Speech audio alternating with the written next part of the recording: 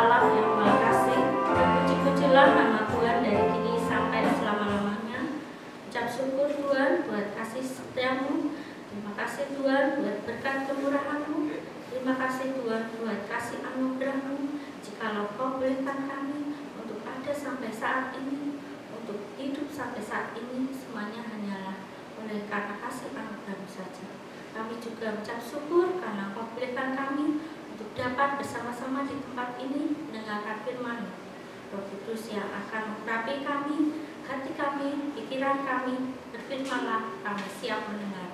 Tuhan, kami serahkan waktu hari ini ke dalam tangan kasih kuasa-Mu saja. Terima kasih Tuhan Yesus. Haleluya. Amin. firman pada pagi hari ini dengan tema mengambil tanggung jawab dan subtema yang paling berharga. Yang paling berharga biasanya akan identik dengan harta yang sangat berharga. Dan firman Tuhan diambil dari Matius 6 ayat 19 sampai 20.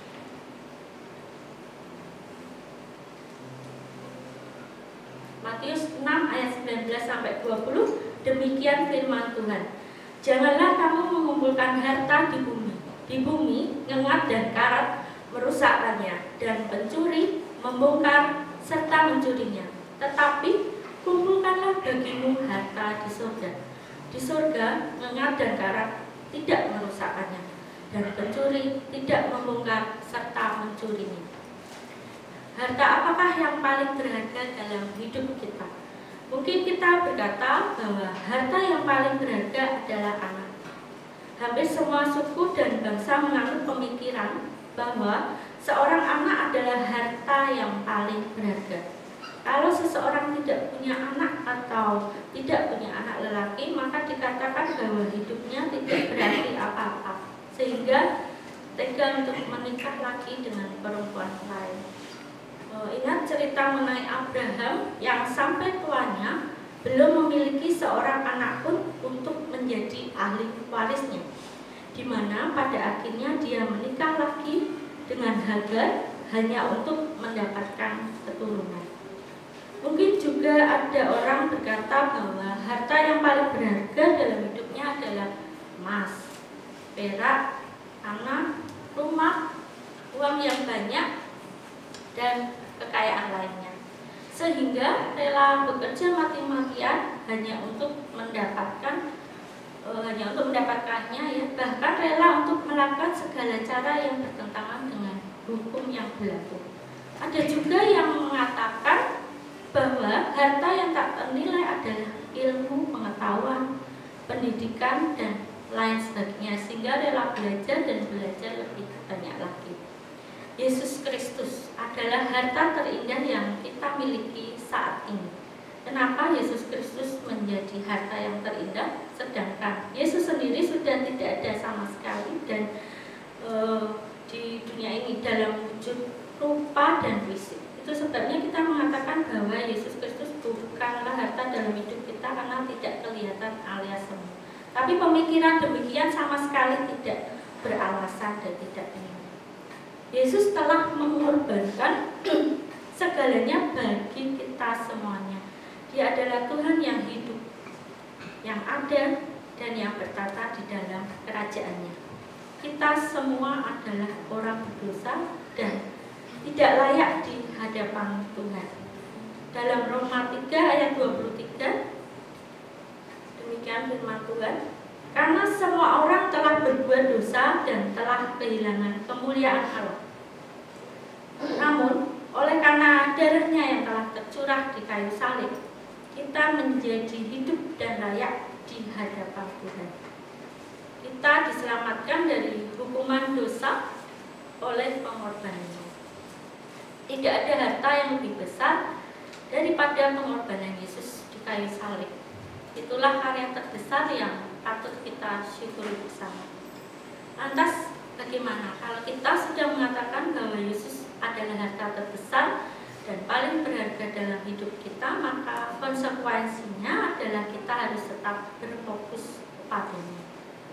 Firman Tuhan mengatakan bahwa di mana hartamu berada, di situ juga hatimu berada. Lukas 12 ayat 34. Demikian firman Tuhan, karena di mana hartamu berada, di situ juga hatimu berada. Kalau kita katakan bahwa anak adalah harta yang paling berharga, maka hati kita juga selalu tertuju kepadanya. Kalau kita katakan bahwa harta yang paling berharga adalah kekayaan atau emas, maka hati kita juga akan selalu tertuju kepada kekayaan dan emas kesayangan kita, sehingga rela mengorbankan waktu, uang, dan tenaga hanya untuk merawat kekayaan tersebut. Kalau kita katakan bahwa Yesus adalah harta yang berharga, maka hati dan pikiran kita akan selalu tertuju kepadanya. Namun masalahnya adalah ada begitu banyak orang yang mengatakan bahwa harta yang paling berharga di dalam hidupnya dalam Yesus Kristus, namun tidak menaruh hati dan pikiran yang tertuju padanya. Bahkan lebih jauh lagi, tega menjual keyakinan kita yang sudah kita anggap sebagai harta yang sangat berharga hanya untuk sebuah harta yang lain, yaitu kekayaan, jabatan, perempuan, lelaki, dan lain sebagainya. Dalam hal ini, kita tidak sungguh-sungguh untuk menjaga harta yang begitu sangat berharga. Firman Tuhan kali ini mengingatkan kita agar mencari harta di surga, yaitu Yesus Kristus, dan selalu menaruh hati kepadanya. Ingatlah bahwa harta ini akan menjamin keselamatan hidup kita semua, baik di bumi maupun di surga. Kita tidak akan mati kalau tidak memiliki harta duniawi, tetapi kalau tidak memiliki Yesus Kristus dalam hidup kita, maka kematian kekal akan ada di depan mata. Oleh karena itu, mari kita memiliki harta yang sangat berharga dalam hidup kita, yaitu Yesus Kristus, Sang Penebus, Juru Selamat dunia yang telah memberi hidup kepada kita. Terpujilah nama Tuhan. Amin. Mari kita renungkan firman Tuhan pada pagi hari ini dengan bersaat teduh. Tuhan Yesus, terima kasih untuk firman-Mu yang menolong, menopang, mengingatkan kami akan kebenaran firman-Mu. Tuhan yang akan menolong, memampukan kami untuk dapat kami melakukannya di dalam kehidupan kami. Kami juga mengucap syukur karena Engkau telah percayakan kepada setiap kami untuk dapat bekerja di tempat ini, di ladang yang telah Kau sediakan. Biarlah kami juga ikut mengambil tanggung jawab, membagikan harta kami, harta yang paling berharga, yaitu Yesus Kristus sebagai Juru Selamat kami, Penebus kami, hidup kekekalan kami peroleh di dalam Yesus Kristus. Yang biarlah kami dapat membagikan dimanapun kami berada, terutama di tempat ini, di dalam pekerjaan kami, sehingga melalui pelayanan kami mereka dapat mengenal Engkau. Tuhan yang akan menolong untuk siap hati, pikiran, mata, tangan, kaki kami di dalam melakukan pekerjaan-Mu.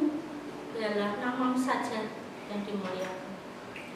Dan saat ini kami juga bersyukur untuk berkat kemurahan-Mu untuk rumah sakit ini. Tuhan, kami percaya Kau yang akan terus pelihara kami. Dan kami juga menyerahkan untuk setiap pergumulan rumah sakit ini. Kami percaya Kau yang mengawali dan Tuhan yang akan selalu menyertai senantiasa. Dan kami percaya juga untuk setiap anak-anak-Mu di tempat ini, Tuhan yang akan menolong untuk setiap kehidupan kami masa pandemi ini. Tuhan yang akan menjaga kami satu persatu. Kau jauhkan dari sakit penyakit, dan Tuhan yang menolong untuk setiap kami. Kami percaya mengetahui untuk setiap pergumulan kami, karyawan di tempat ini di saat pandemi ini. Tuhan, kami juga berdoa untuk teman-teman kami yang saat ini berulang tahun, yaitu Ibu Yohana Dian, Ibu Wahyu Lestari, dan Saudari Patricia Chandra Dewi. Kami mengucap syukur karena Tuhan telah percayakan untuk dapat menikmati tambahan 1 tahun di dalam kehidupannya.